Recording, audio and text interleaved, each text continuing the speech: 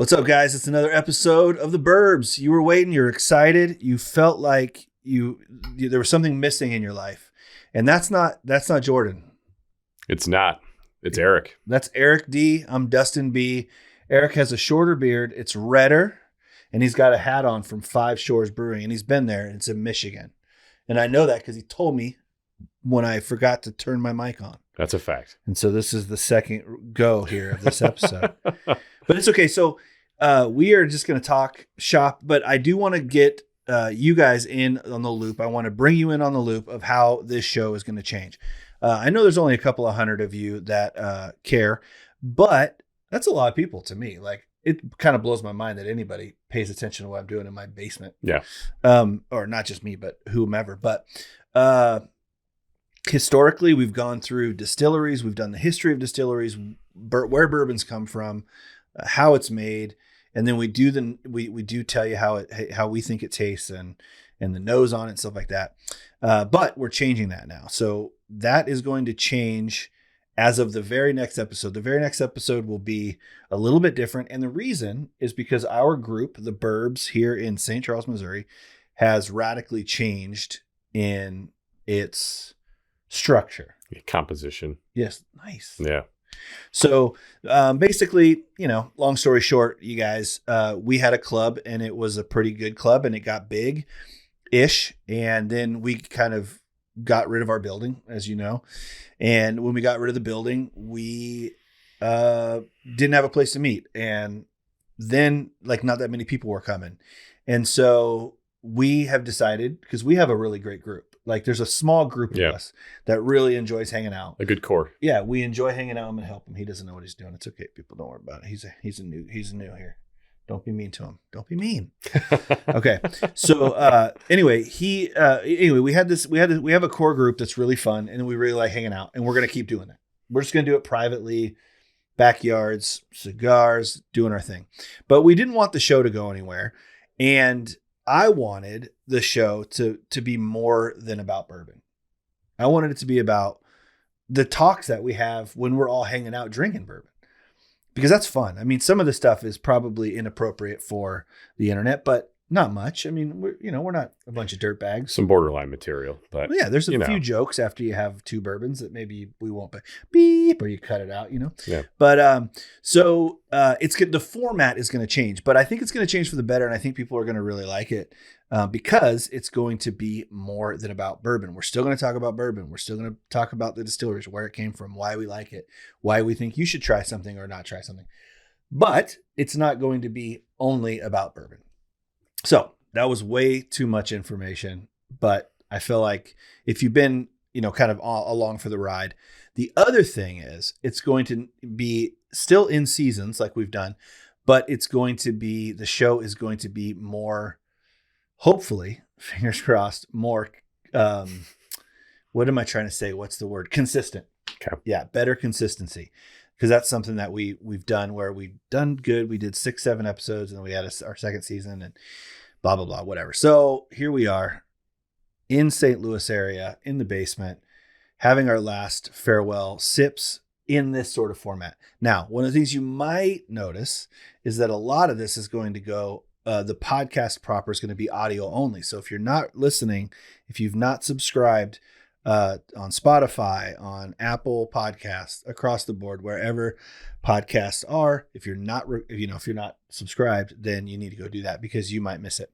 But for today, I wanted to go out with a bang and with some of the favorites. So today we're going to be trying Pinhook 2022 High Proof, the Bourbondini 16 Hands Bourbon.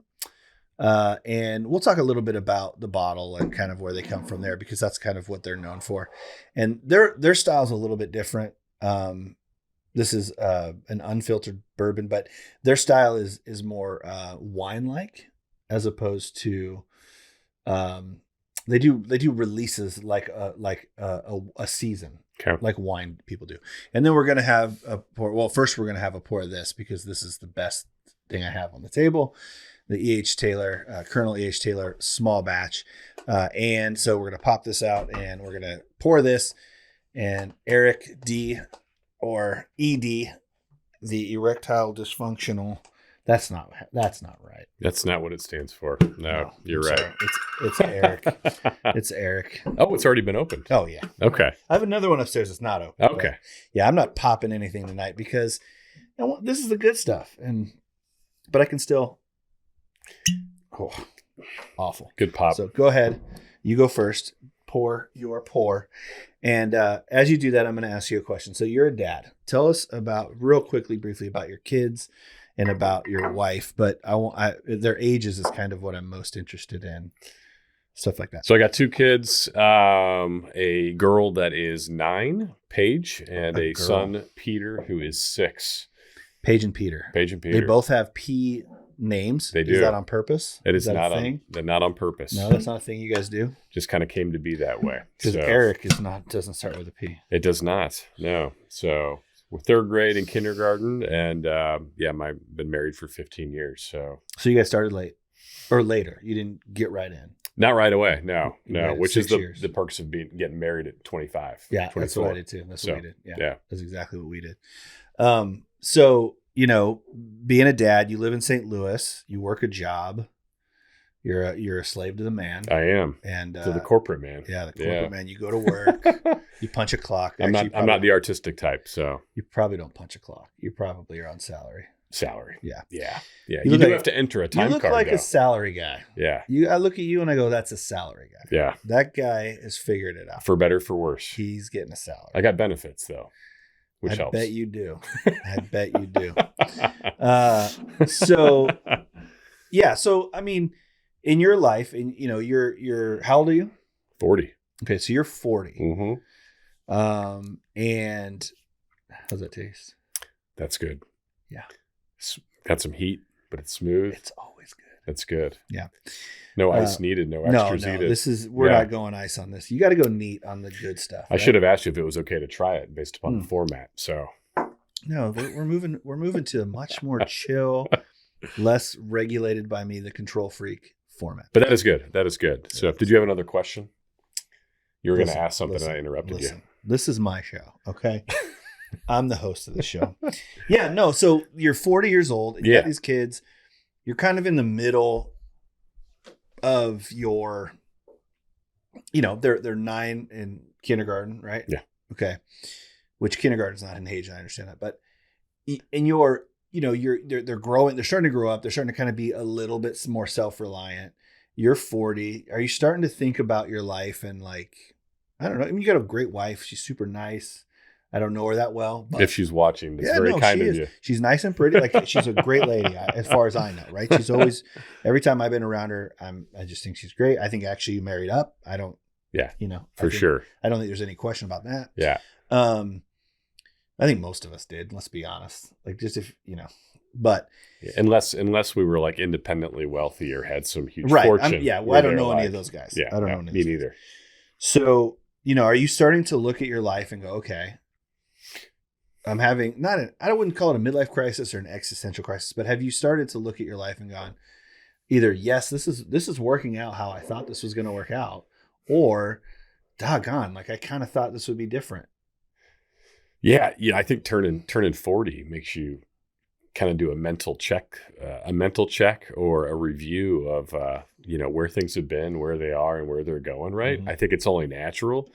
And turning 40 last year, towards the late summer of last year, I think that's absolutely true. So, but I think you got to look at things too and say, what do you got? What have you accomplished? And is it perfect? No, but certainly when you've got two healthy, thriving kids, you got a happy wife. You're not living paycheck to paycheck, and you got a decent house and.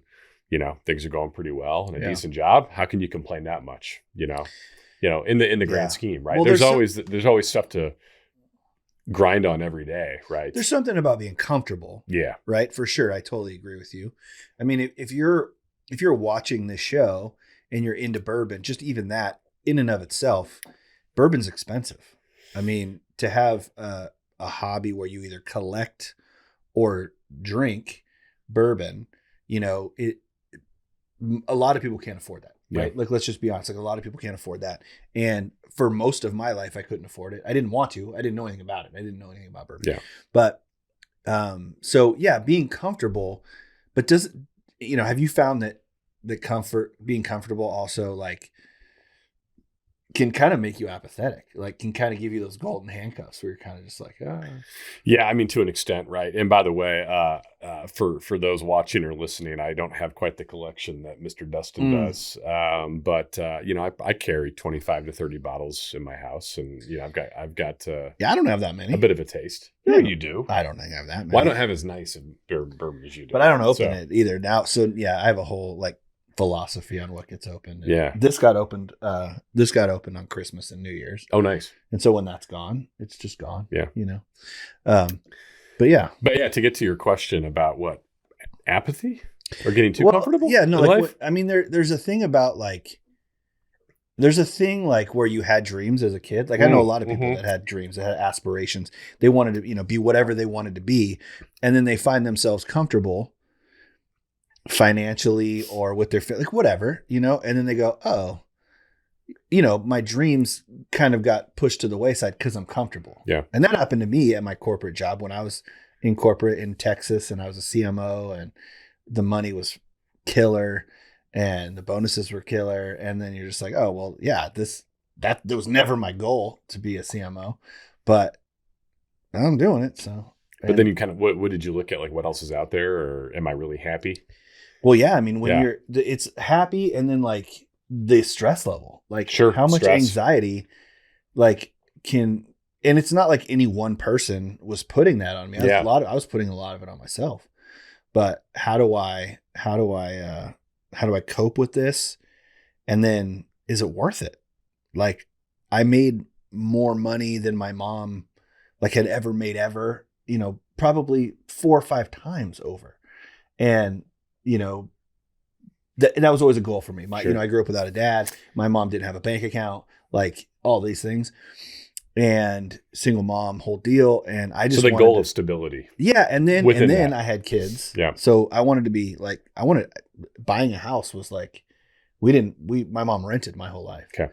And so like, were we going to ever be able to buy it? Like, to me, that was like only kings have houses, like could buy houses. There's no way. Yeah. Like my goal was to have a car that started every time when you got in it. That was my goal. Yeah. And then I got that. Which is a great goal. It's a great goal. Yeah. And I got it. And I could give a shit about cars for the most part. Yeah. But if my car starts, if it doesn't start, right. Yeah. Yeah. So anyway, yeah, I don't know. It's just like I just wanted to do, I guess, better than my mom, and not no shade on my mom. My mom worked really hard to put food on the table and all that stuff, but I just wanted to do better. And then I did that, and then I was like, oh, I want to buy a house. Like that's a big thing. And we bought a house in Florida right before our son was born. He's 16 now. This is when you live there. This isn't your second. No, this is your second house in Florida. No, this is when I lived there. Yeah. And so, bada bing, we get this house, and I was like, and it was brand new build, and I was like, are you kidding? Like, this is it, man. Like my life is phenomenal. Yeah. I live in Panama City Beach. I lived in Panama City. Yeah, it's spring break country. The beach is right there. Yeah.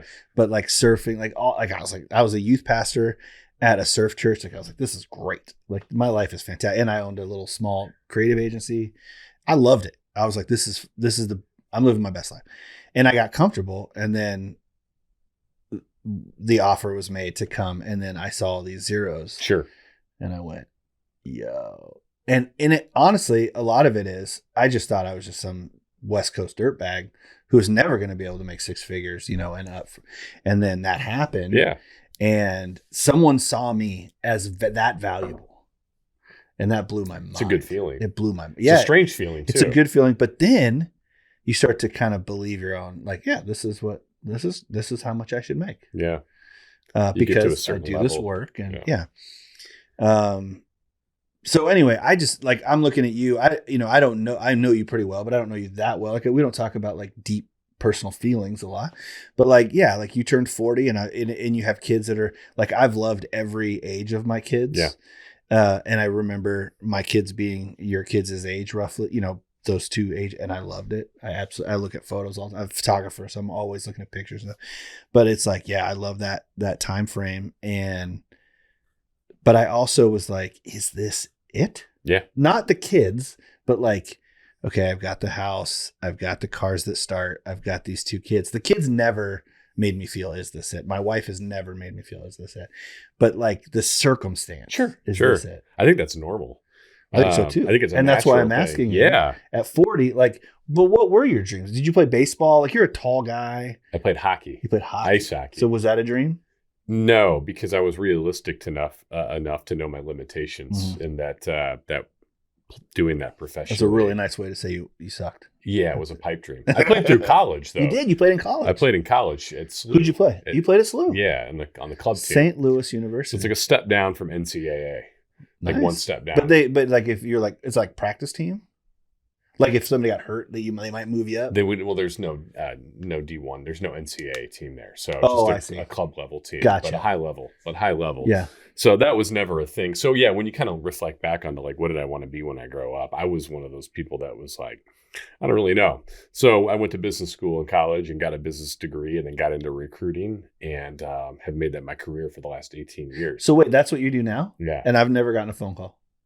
To recruit? Yeah. To you want to work? I get headhunted all the time, my bro. company's supply chain. I don't recruit for marketing positions. But you don't recruit for just everybody. You only recruit for your company. Yeah, gotcha. just for my company. Gotcha. So yeah, so kind of fell into I that. don't get headhunted all the time, but I get headhunted fairly frequently. So when I reflect back to it's not so much there was a dream that I just didn't pursue or something like that. It's almost kind of like work hard, have some breaks, and kind of end up where you are. Though I think it is interesting too. I've got a really good friend of mine that I went to high school with that I still stay in touch with, and he has been in the recruiting field for his whole career. And he went into business for himself during COVID. Mm-hmm. He got out of the corporate thing. A lot of people did. He had enough contacts and enough experience in the IT recruiting sector to start his own business. And we were talking last summer, and we each kind of have a piece of it. Where I have the great corporate benefits, work for a good company, tons of stability, but I have to deal with the grind of kind of reporting up to the structure and the man, if you will, for better, for worse. But I have the stability piece working for the company where he has the freedom to do what he wants and he's making decent money, but he doesn't have benefits. Right. There's always that kind of tension there. Business could go away at any time. Right. There's zero, kind of pillow to fall back on. So, it's kind of proof, I guess, as you turn 40, get older, and whoever's watching, right, they have different ages, but I think there's proof there that you can't always have your cake and eat it too. So you can have a big chunk of the pie. You can't have it all. There's always going to be something else you want or something else you can pivot to. And you have to be comfortable in that tension, I think. Yeah. And or okay with it. Well, and I think there's two kinds of those people, like what you're talking about is like your buddy. There's pros and cons to each thing. Absolutely. Your pro is which we in my side of the world call golden handcuffs. We go, hey, this guy's got golden handcuffs, but that check is coming every 2 weeks or whatever. And when you got to go to the doctor for your kids, the insurance is there and you got it and it works, right? On my side of the coin, I have the freedom. Yep. The problem with the freedom, though, is that it is better for me. I mean, I think it depends on the side of the brain that you work with. And I think we have different brain perspectives. Well, we have different brains for sure. Yeah. Yours is big and working, and mine is shriveled, small and full of molasses. Yeah. I don't know, but the truth is, though, is like on the creative side of things, like you need a business license or build a business degree to do what I do too. I don't have it, but it would probably benefit me greatly, right, to have that. And a lot of people that go get their MBAs or get their business degrees they're not looking to go be entrepreneurs. A lot of them are looking to work for someone else, and it's a good degree to have if you are trying to do that. So you're recruiting every day.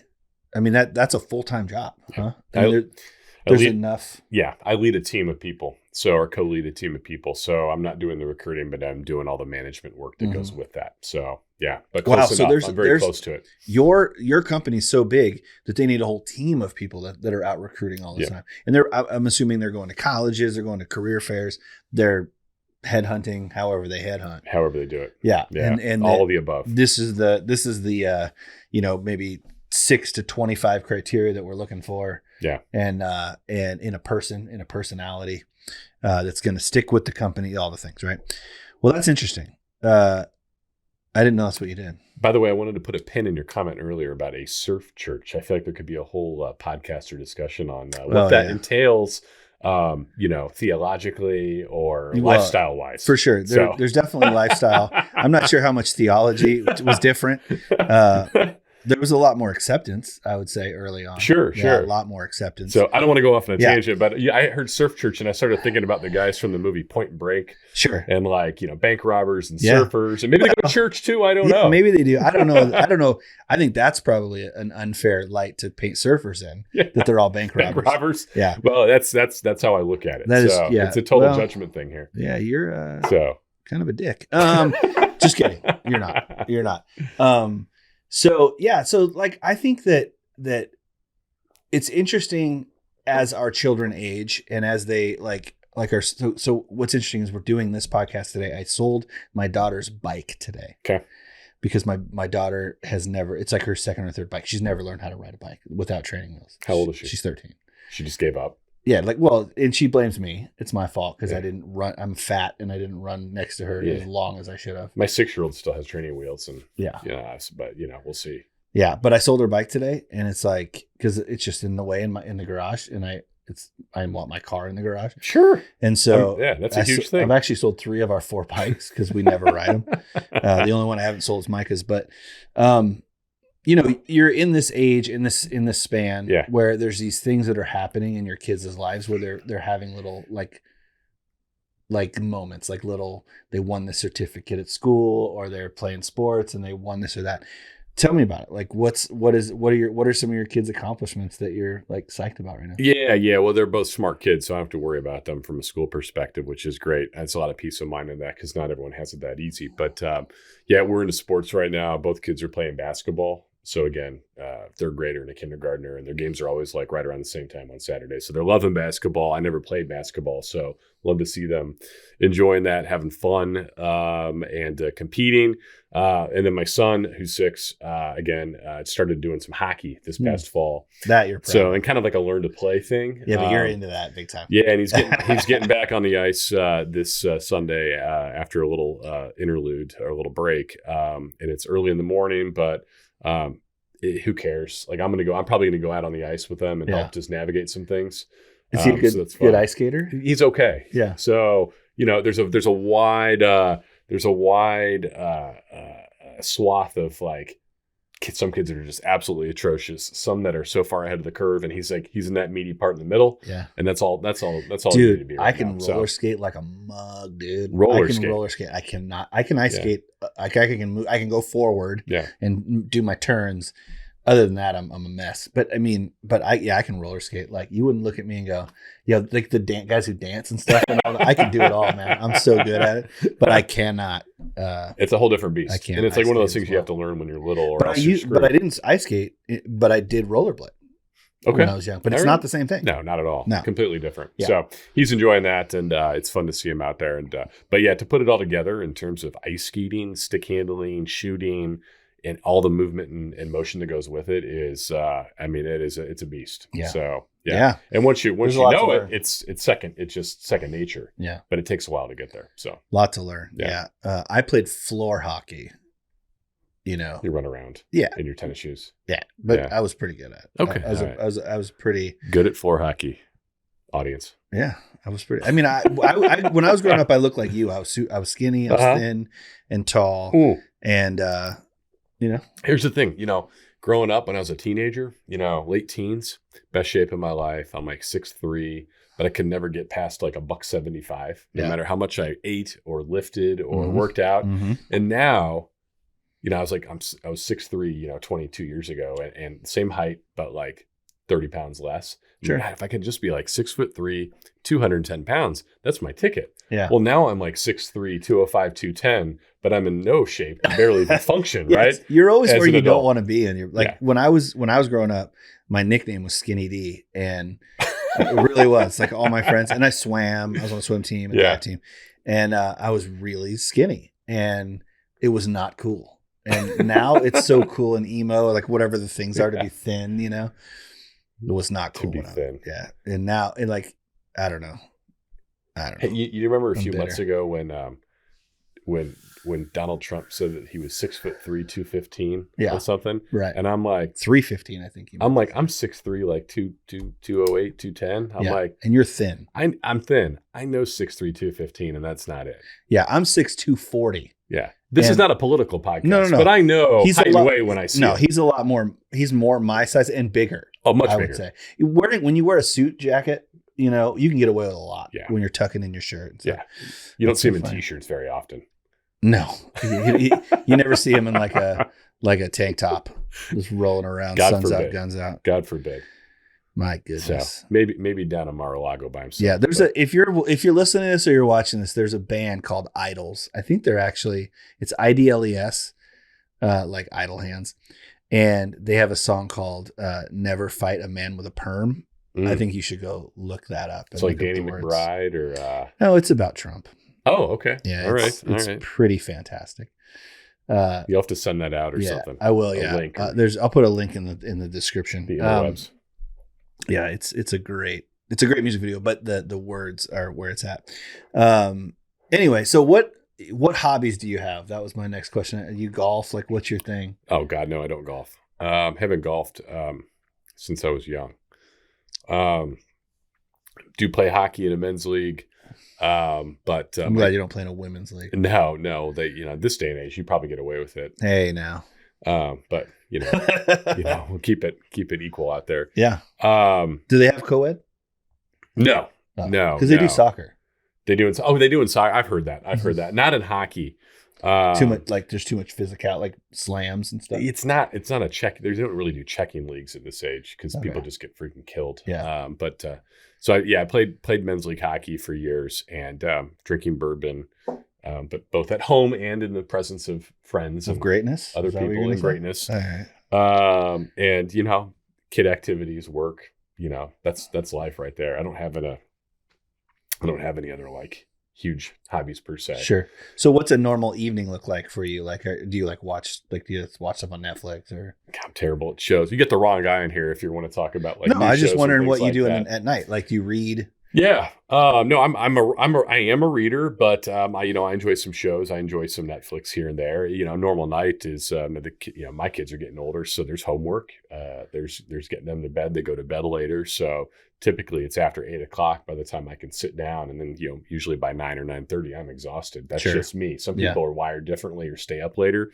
But I watched a movie last night from like 8:15 to 9:45, and then boom, I hit the second. Yeah, I go to bed at about 9:30.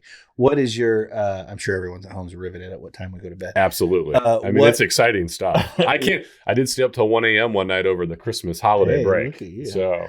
What movie did you watch?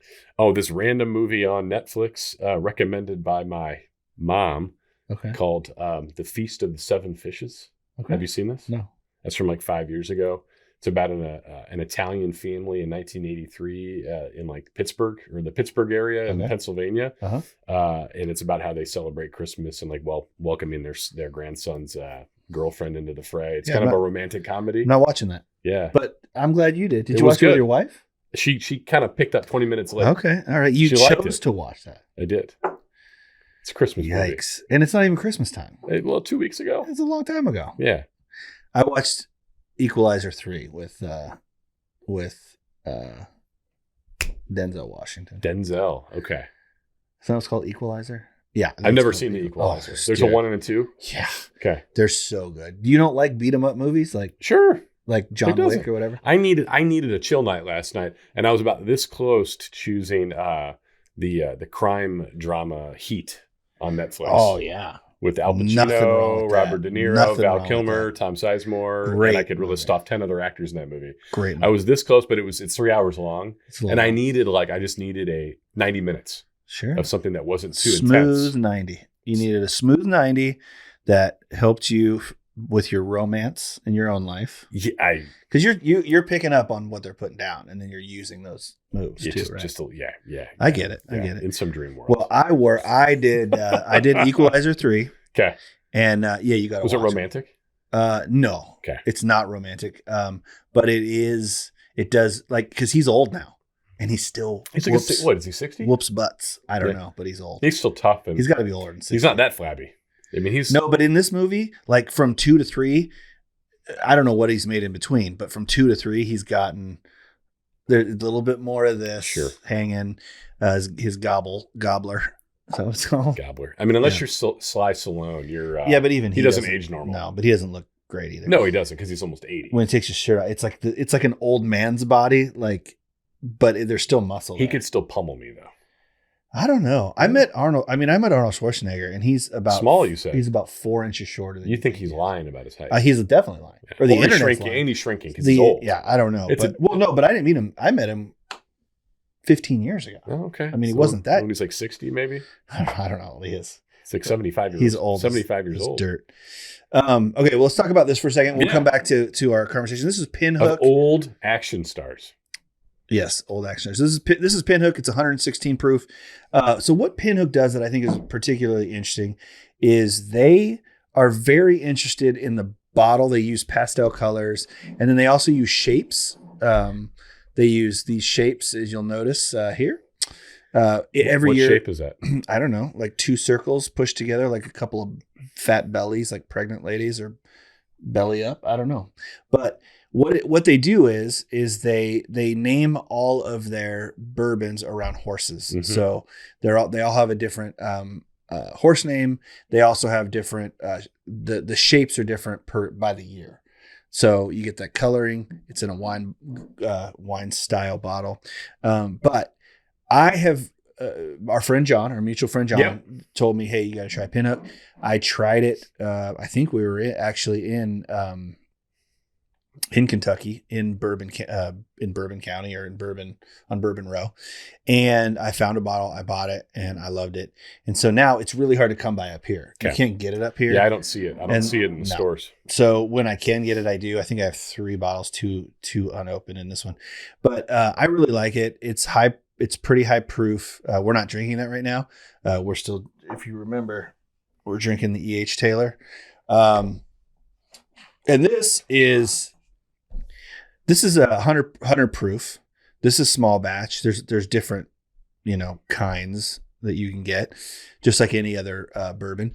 But the thing that's interesting about E.H. Taylor, the first time I ever had this was also at John's 40th birthday in Kentucky. Okay. Seems like a popular theme. Yeah, sorry. Hey, look, listen. I don't know if he invited you or not. Don't be mad at me.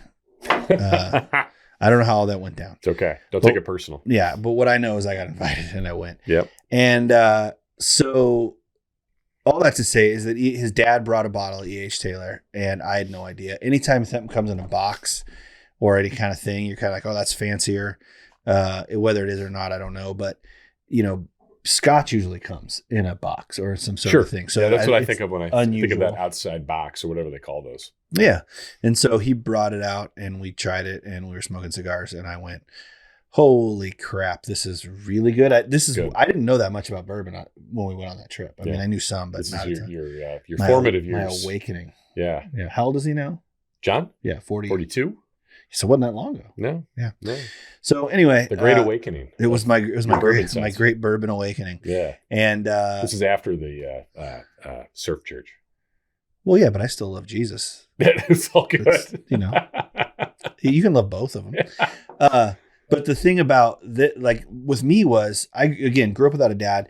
And I go back to that a lot because like people that don't understand, like I know you hang out with your dad a lot. Your dad seems really cool. He lives here. So yeah, that helps. But also he just like does things like you tell stories. Like he just shows up and it's like, can I get a dram of bourbon? And then he pours like your best bourbon. And you're like, oh, Dad, and he doesn't know, right? Like he's not that into it, but he is into it, but he's into drinking it. He enjoys a good pour or an average pour. And so, that I didn't know how to drink alcohol. I didn't drink until I was in my mid 30s. That's a whole different perspective. Yeah, I mean, it was totally different because, like, I drank occasionally, but like, I went on my 21st birthday, and I think I had like a strawberry daiquiri because I didn't understand. Lame. Yeah, totally lame. I didn't know. I had no, like, everyone has their drink, right? Like, I want to, Yeah, at 21 though, it's like, oh, you just order some cheap beer. I mean, at the end of the day, but right, you're drinking beer or you're drinking, but I mean, like, a lot as you get older and you kind of become a man, like, all I see is like James Bond, shaken not stirred. Like, you see these guys, Ocean's 11. Those are man drinks, though. Yeah, they're Ocean's 11. They're getting stuff. Yeah. I didn't know what neat meant. I didn't know I knew what Sure. rocks meant. I could figure that out because I'm not a complete moron. But you start to go, man, like, if you grew up without a dad, you already feel like less of a man. You feel like less of a guy. I wasn't. Were you in a fraternity? I was, like, with our mutual friend. With John. See, that's how you guys know each other. Yeah. So, I mean, and John's been on the show, and he'll be on the show again. Yep. But like, all of those things seem, I mean, manly. Like, sure. I mean, in a sense, I don't know how to fix a car. Yeah. I don't know how to put in. I know how to put in drywall now because I've done it, but I don't know how to put in, like, pergo flooring or, whatever. I don't know how to frame a house. And so, like, I didn't know how to order a drink. I didn't. And I was deathly afraid to order the wrong thing. So I was once in Manhattan with the CEO of the company I worked for and our creative director. We're in New York City. We're at, like, this very special, like, event for Fast Company magazine, like, top fastest growing companies, whatever. Yeah. And I'm like, oh, we're in Manhattan. I've heard there's a drink called a Manhattan. Bingo. Right? Yeah.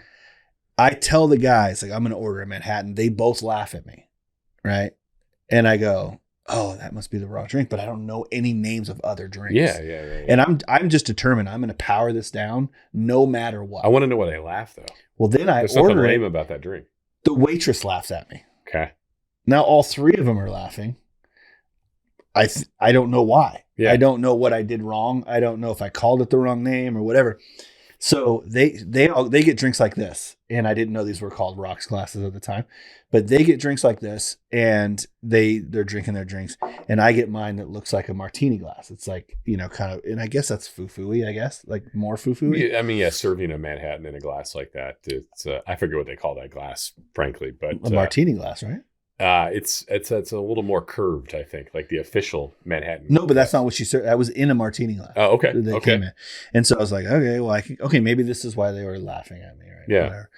And I thought it was clever. I'm in Manhattan. I'm going to have a Manhattan, And I drank it. And I actually didn't hate it. It wasn't terrible. And, but I didn't order, like, all I drank after that was like,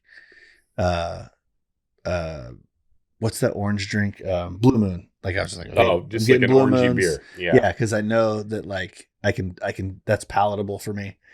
And, maybe they won't make fun of me. And they didn't, but all that, and they're great guys. There's no shade to those dudes, but, like, cause they were my buddies like that. We would razz each other, but still to this day, I don't know, because now it's cool again, but maybe for a while it wasn't cool. You might've been before the pendulum swung back, maybe. Am I an influencer? Like an old fashioned. Am I an influencer? You influenced, like, the bourbon wave, the interest in classic cocktails. Wait, is all of Asia now buying us out of whiskey because of me? I think so.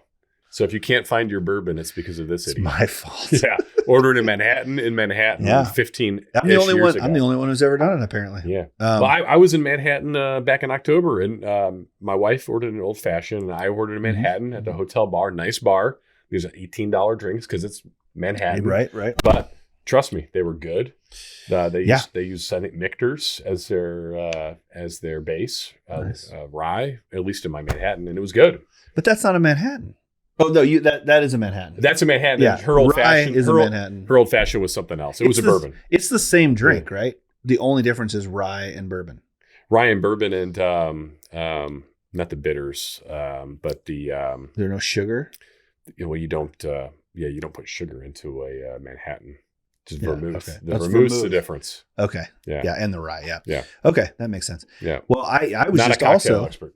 No, me either. But I was just also in Manhattan, and on Thanksgiving Day, I had a Ruth's Chris Thanksgiving special old fashioned. It was good. Yeah. I don't remember what the base was. It was something good enough. Impressive. Yeah. No, it was impressive. It was good. It was impressive. Okay. It was expensive. Okay. It almost cost as much as my food.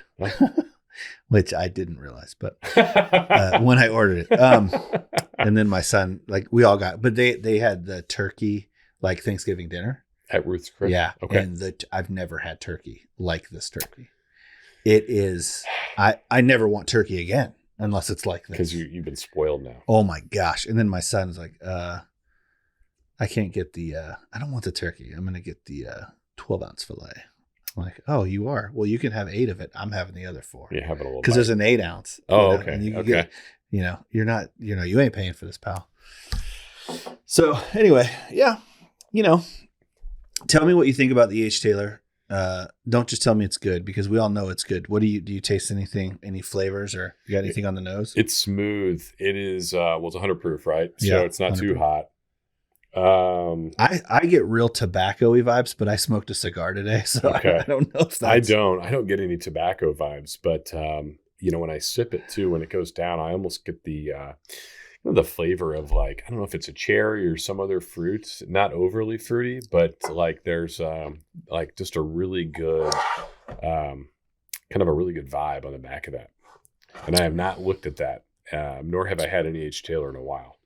No, I haven't. I've had it. I opened this for Christmas and New Year's, and there's still half a bottle, and it'll stay. I drink things based on celebrations. Yeah. So you're here. That's a celebration that you came into my home. The great Eric D, one of the Beastie Boys, Eric D. Yeah, a Burbs original. Yeah, and so I pulled it out because I feel like it was important. Yeah, no, it's good. If you drink enough bourbon, you know bad. Yeah. Okay, Uh-huh. and good. Well, speaking of bad, What do you got? I love bad.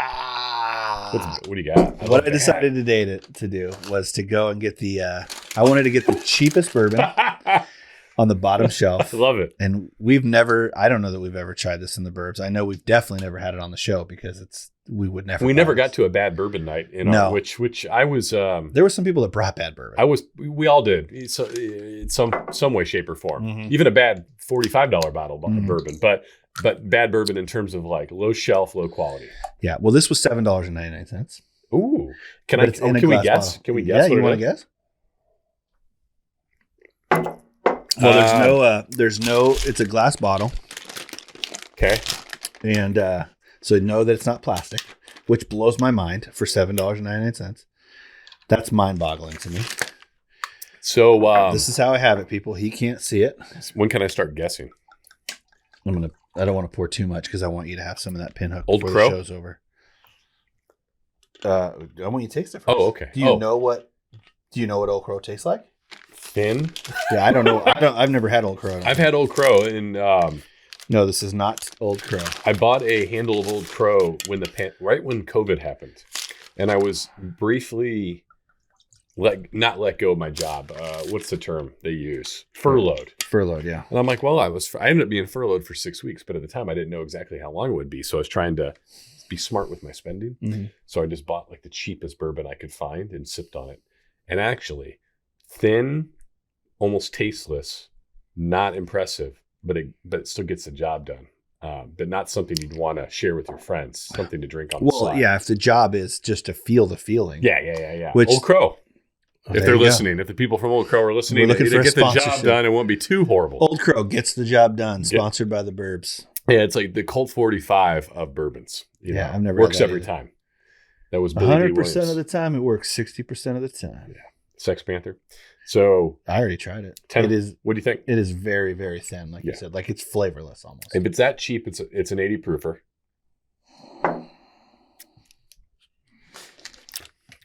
Oh, there's like nothing there. It's water. little peanutty, Peanutty. but That's corn. yeah, the corn, the little peanutty, but I don't know, 10 high. 10 high. There you go.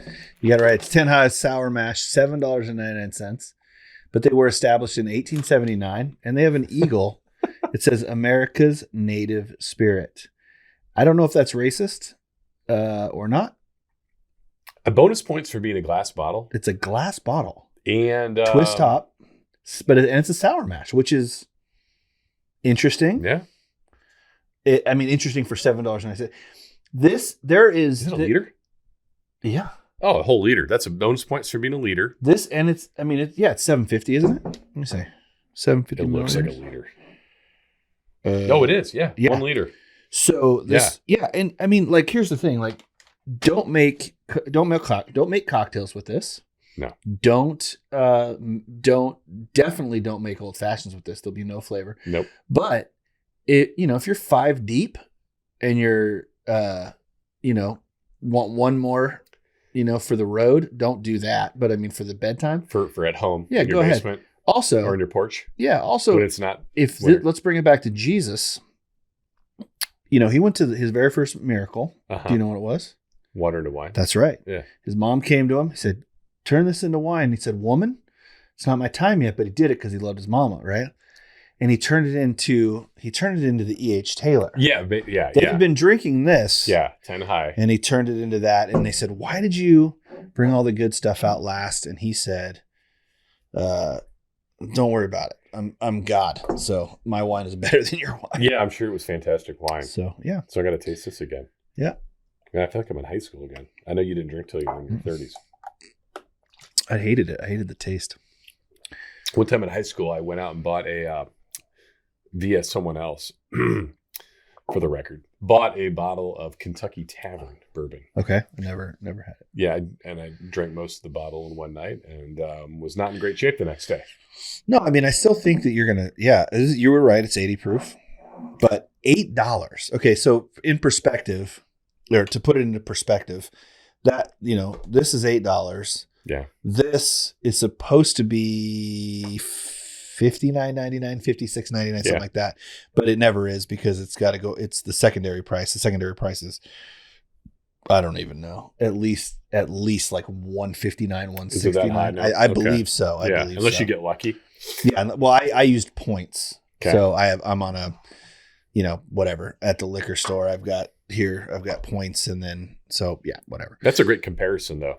But yeah, so that's, I mean, you can get a bottle, like we talked about at the beginning of the show, it's like, some people, don't have those finances to be able to do that. Yeah. Prisoner share, at the end, it's a couple $100 bottle, so you go, all right, well, that's a lot of money. And I totally agree. Yeah. Yeah. The only reason that I even have any of these bottles is because we were opening a restaurant and we started to stock up for the bourbon space. And then that ended up not happening. And it's not legal for me to sell bourbon, but I can trade. Okay. So I've been trading up. I've been, one bottle that I have might be worth 4 bottles of something else. And if I'm interested in it, I'll do that. So that's kind of where I've been. So we're going to jump into the Pinhook. We talked a little bit about it. Once you're done with that delish cough syrup. Just enjoy this. Not cough syrup. No, it's not bad. It's just, it's surprisingly not bad. And if you put a rock in it, you'd even taste it less. That's true. The negative a flavors. Real rock or ice. Yeah. A real rock. The other thing, I haven't poured yours. The other thing too is there's 2 very inexpensive bourbons that if you are looking for an inexpensive bourbon to make mixed drinks or you just want to try it, VOB, Very Old Barton, 100 proof is actually not a terrible sipping whiskey.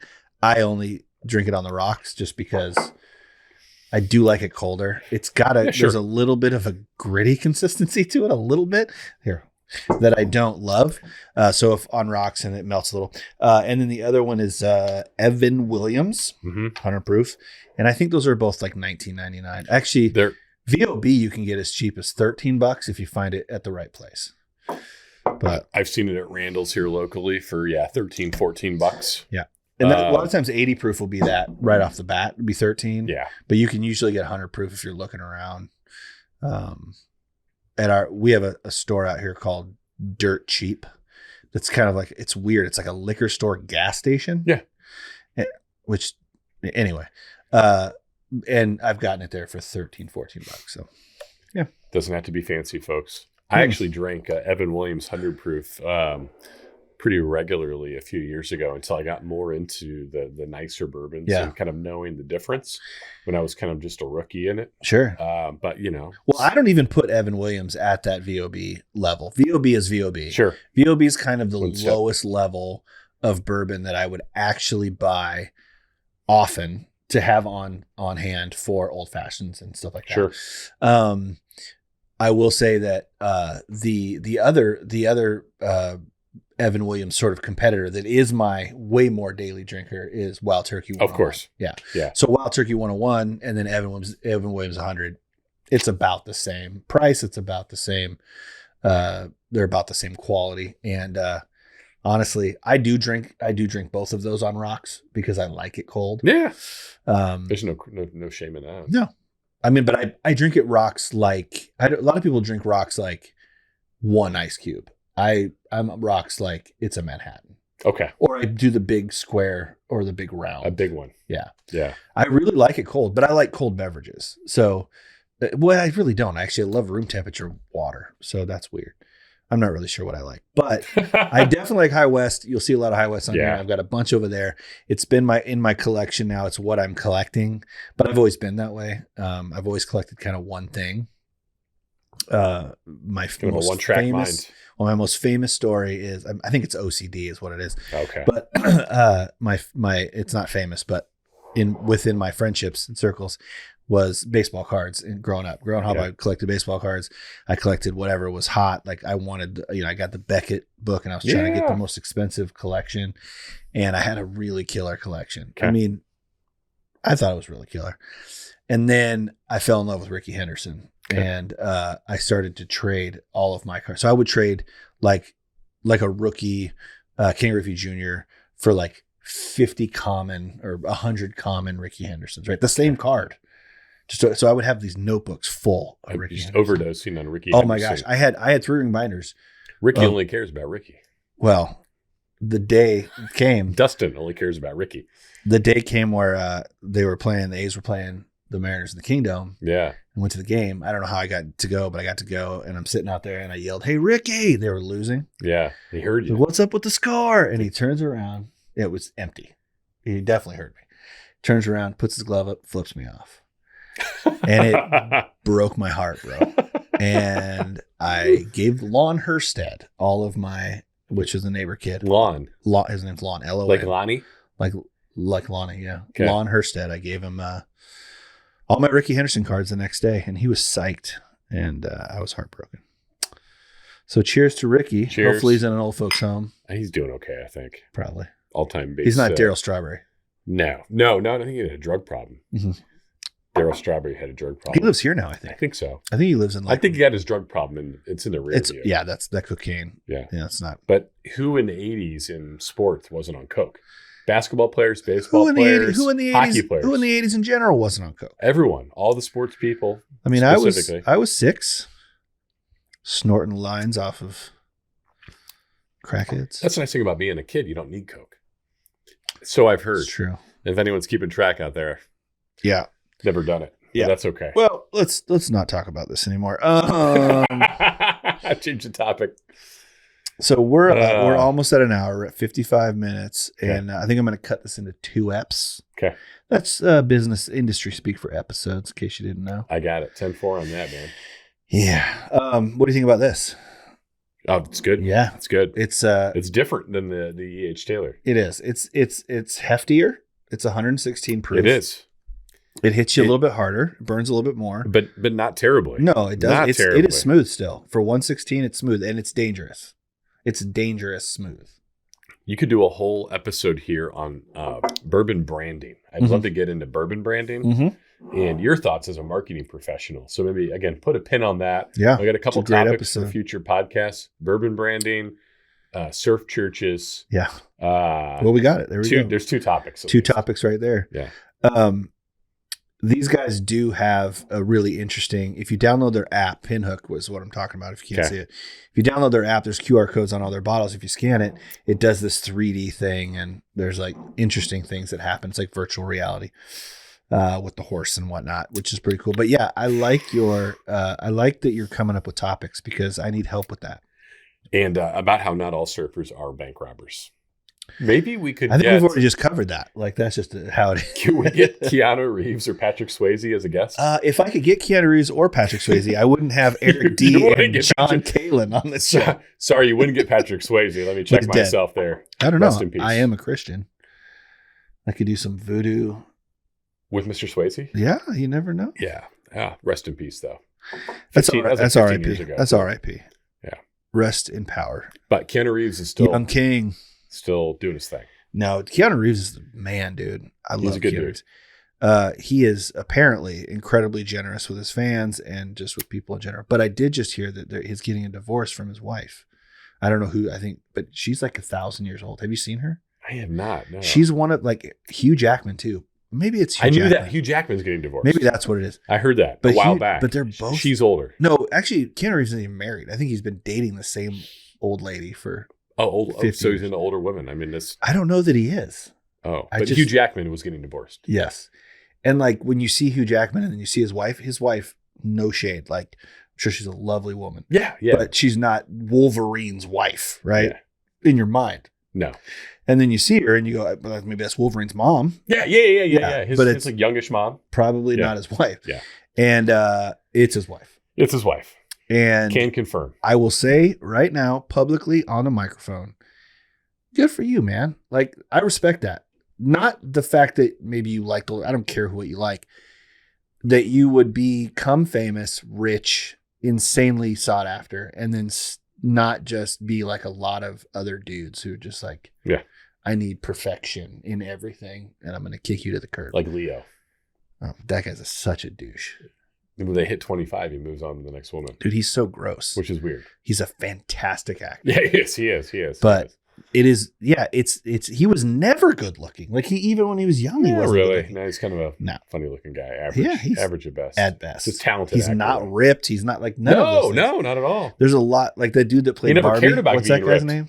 What's that? The Barbie movie. He was Ken. Oh, yeah, his name's Ryan Gosling. Yes. And that guy is a stallion, right? Yeah. Like, there's guys like that. You're like, oh, this is who you're up against? Yeah. But his Zac acting. Zac Efron. He just got ripped for this wrestling role. More ripped. He was already ripped. I watched that show that he did on Netflix, like that thing where he's going around the world and like talking about like geosprings and like the earth, like Mother Earth. Yeah. And he just has to have his shirt off every episode like 3 times. And he is a gorgeous man. And now he's ripped her. It's okay to say. Oh, I'm fine with it. Where Leo never even cared about getting in shape for a role. No. I mean, but still, Leo still, I mean, dude, what's eating Gilbert Grape? Like, you see that guy and you're like, okay, I get it. I get why women would be attracted to that. But then, like, I've always wondered, like, if you're dating an actor, male or female, whatever, if you're dating and like they're so good at acting, like how would you know if they actually were into you or actually weren't mad at you, or because they could just act like they're not? I can't do that. If I'm pissed, I'm pissed. Yeah. I just wear it all on my sleeve. Maybe that's why Al Pacino's never been married. Yeah, she's got a great air. Heat. To take it full circle there. So yeah, I might throw that on when I get home tonight. All right, cheers. Well, this has been fun. We're going to cut this into 2, and it'll give us a couple weeks worth of fun stuff, and then get ready for the next iteration of this thing. I'm excited about it. It's going to be, I'm partially excited about spending time with my buddies more often than I get to now. We're still going to have our normal meetups, I'm sure, like hangout sessions. Yep. But middle of winter, it's freezing cold. We don't want to drive. We don't want to do this and that. Just jump on the Zoom at 8:00 and have a bourbon and record. Pretend like it's COVID again. It just happened. Yeah, but I mean, like, I don't know. I think there's this podcast called Smartless. Have you heard of it? I have not. So it's I'm so bad with names. And I'm not into I'm not a big podcast guy. But you know who these 3 guys are. They're 3 of the biggest guys on the planet. Oh yeah, I want to hear. It's well, let me look it up while you're talking about the benefits of that bourbon that you're drinking. Bourbon, great. It's just 106. I've rarely had a bourbon at 116 proof that is this smooth. Right, didn't burn. Yeah. Yeah, and I love the little flare on the bottle too. Like, hey, let's put like a magenta fuchsia capper on it. Well, then with they the dip. wax. Yeah, they the dip the it, wax, just yeah. like it's kind of like Makers in a sense. Yeah. And I see the High West has done it on that special bottle. They do it on the specials, yeah. So Smartless is a comedy podcast. It's Jason Bateman. Okay. Oh, Jason Bateman. Yeah. Sean Hayes. I don't know Sean Hayes. Will and Grace, the spazzy little one. Yeah. And Will Arnett. Oh, of course, Will Arnett. Yeah. So they're three best friends in like real life. Okay. And so basically the premise of the show is it's each one has to bring on a guest, not every week. There's only one guest a week, but they're the most famous people on the planet. Okay. Like I just listened to the episode with Emma Stone. Oh, like they're the most famous people. Sure. And they try to outdo each other. So on fame, right? All right. And it's the funniest. I mean, you can not be a podcast guy and listen to this, but you would love it. It's called Smartless, which is obviously just another name for stupid. And they just crack wise on each other constantly. What was my point about all that? Oh, that they do it like we're going to do it. Like they do it on Zoom. Oh, okay. So they're seeing each other. So Yeah. you said COVID, like, oh, it's that was kind of a joke. No, it was a really funny one. I'm going to write it down and use it on my stand-up. But see you at the Funny Bone on next Thursday at 7? Right. Yeah. 7 and 10 o'clock. Wednesday, open mics. Wednesday. So, but anyway, yeah, so that's how we're going to do it. And it's going to be perfect. It's going to be funny. We're going to, we're going to ingratiate you each with our own personalities and our own stories of woe and love and laughter. And you're going to want to subscribe because there's some bourbon and some antics that will ensue. The thing about you and me is I am a goofball and kind of a moron. And you're kind of a straight-laced smart guy. You're funny too. When you say something funny, it's like very funny, but you save them. I just rapid fire machine gun, and then 90% of them are stupid, but I got 10% that are pretty funny, right? Yeah. John is the perfect middleman. He's good. Like where from that angle. Yeah, like he's the perfect middleman because he's still straight-laced in his job and he's like, professional and all that. Yeah. He wears like sport coats and whatever, and he golfs and he's that guy. But we also both know him so well in our own ways. Yes.